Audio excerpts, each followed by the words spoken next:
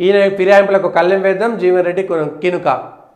బీఆర్ఎస్లోనేమో అభద్రతా భావం పెరిగిపోయింది, కాంగ్రెస్లోనేమో కల్లోలం వచ్చేసింది. రాష్ట్ర రాజకీయాల పరిస్థితి అట్లా ఉన్నది. నిన్నటి దాకా 2 సార్లు అధికారంలో ఉన్నప్పుడు చంద్రశేఖరరావు గారు చేసినటువంటి తప్పులనే మళ్ళా కాంగ్రెస్ చేస్తున్నది.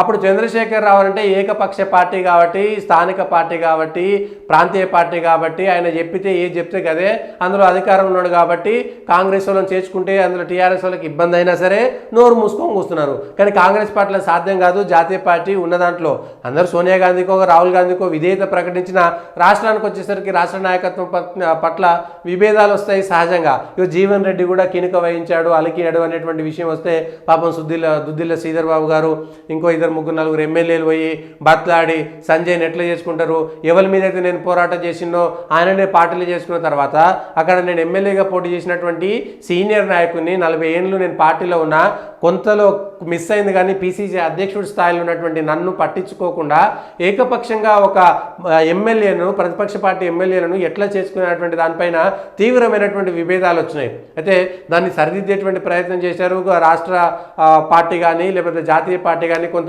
గుర్తించి దూతలను పంపించేటువంటి ప్రయత్నం చేశారు. కానీ అది చల్లారేటువంటి అంశం కాదు.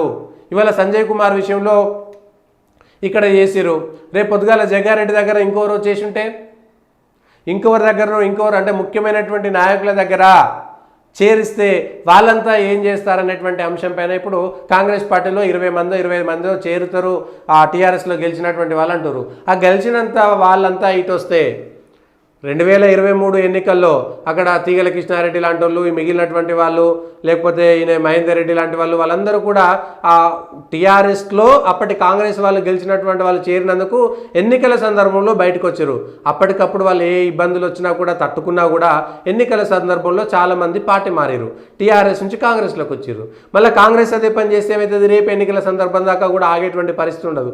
కాంగ్రెస్లో వెంటనే తిరుగుబాటు వచ్చేటువంటి అవకాశం ఉంటుంది. మరి ఆ సాహసం చేస్తారా?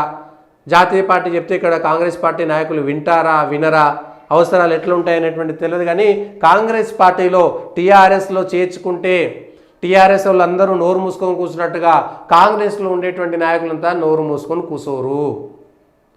మహేందర్ రెడ్డి తాండూరులో కాంగ్రెస్లోకి ఎందుకు వచ్చిండు? రోహిత్ రెడ్డి అక్కడ వచ్చిండు కాబట్టి ఇంట్లోకి వచ్చిండు. మళ్ళీ ఇప్పుడు అక్కడ ఉన్నటువంటి టీఆర్ఎస్ ఎమ్మెల్యేని ఇందులో చేర్చుకున్నారు అనుకోరు, ఇంకేముంటుంది? గతంలో ఎన్నికల సందర్భంలో అయితే సబితా ఇంద్రారెడ్డి గెలిచింది, అక్కడ ఉన్నటువంటి వీళ్ళందరూ కూడా బయటకు వచ్చిర్రు, లేకపోతే ఇంకోరు గెలిచిర్రు.